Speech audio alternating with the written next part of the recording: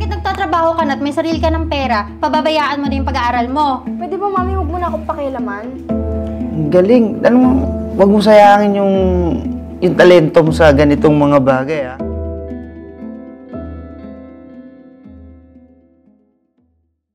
Tingnan mo yung pinsan mo na ko. Ang ganda ng business. Ay, oo nga. Sarap nga itong si China. Ay, nag-send. Ayun na, Mami! Ang first salary ko nag-send na! Oh! Yes! Aba naman. Oh my God! Ano kaya akong gagawin dun sa salary ko? Na, masaya ako kasi may first sahod ka na. Pero hindi ibig sabihin yan, pababayaan mo na yung pag-aaral mo, ha? Oo naman, Mami. No? Hindi ko naman kakalimutan yun. Tsaka alam mo ba, marami ako nakilala. Porket may trabaho na, ayaw na nila mag-aral. Kasi syempre, nawili na sila. May kinikita na silang sariling pera eh. Mami, huwag mo ko itulad sa kanila. Dahil hindi ako tulad nila. Hindi ako gagaya dun. Promise. Priority ko pa rin ang school ko. Siguraduhin mo, ha? Yes po. Oh, Mami, anong gusto mo? Lilibre kita dahil meron na akong first salary. Sige lang. Enjoyin mo muna yan, nak. Ano kaya? Cassandra, anong gusto mo?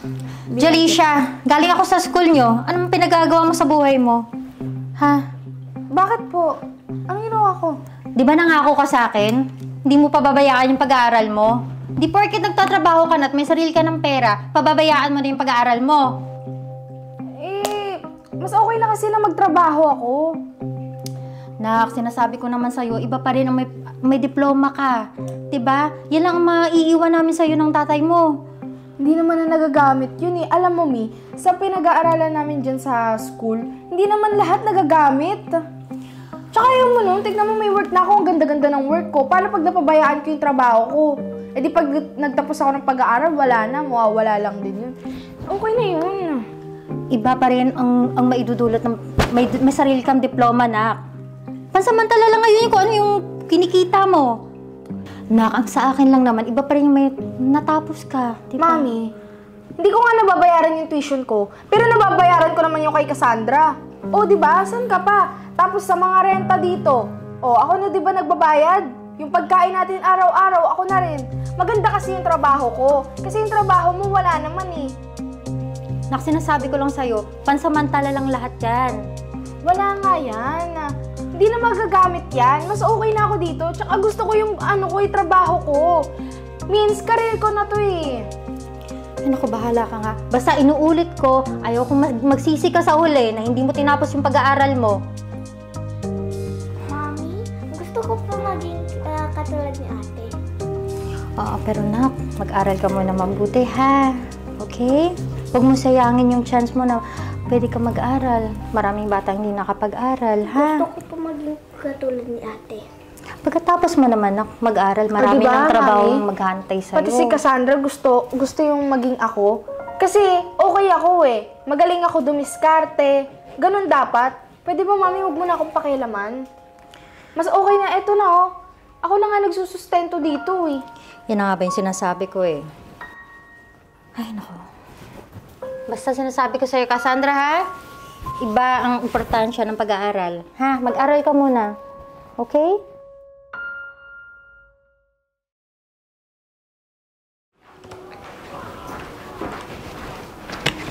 Hi, sir. Hi, good morning, Isha.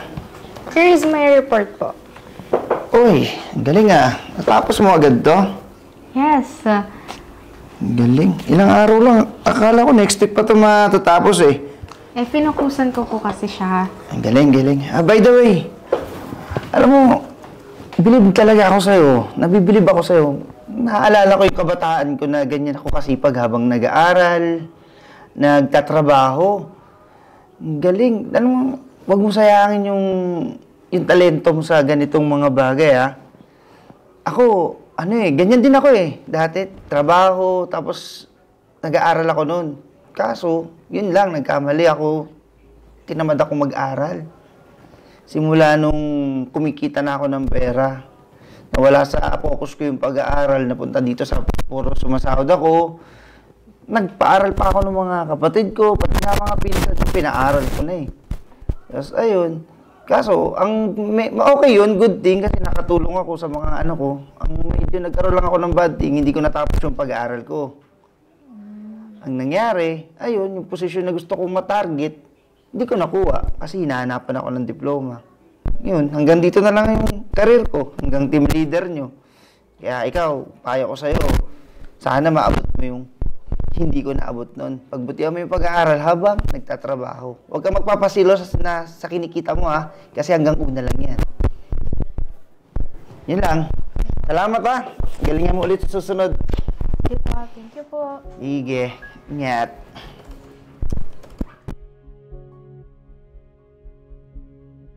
Yun, hanggang dito na lang yung career ko, hanggang team leader nyo. Huwag kang magpapasilo sa kinikita mo ha, kasi hanggang una lang yan.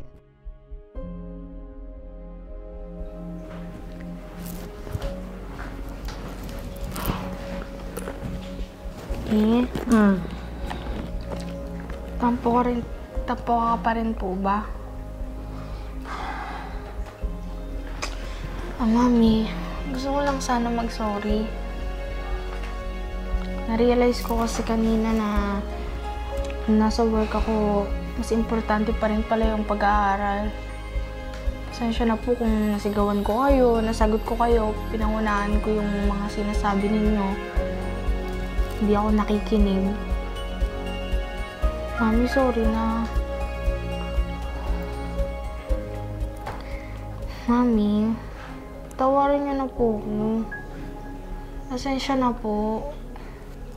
Mami, babawi po ako sa school, promise. Mag-focus na talaga ako sa school ko kahit may work ako. Hindi ko na pababayaan yung pag-aaral ko. Tsaka babayaran ko na rin yung tuition ko ulit. Kalimutan po, Ming. Mami, sorry na po. Alam mo kasi na, galing na din ako sa sitwasyon mo. Kaya nga pinipili kong tapusin mo yung pag-aaral mo, diba? Kasi ayoko naman mangyari sa'yo nangyari sa akin. O, diba? Sabi mo nga, maliit naman din yung sahod ko. Sinubukan kong gawin lahat ng pwedeng makakaya ko para mabigyan kayo ng magandang buhay. Kaso syempre, hindi nga nakapagtapos ang mama mo.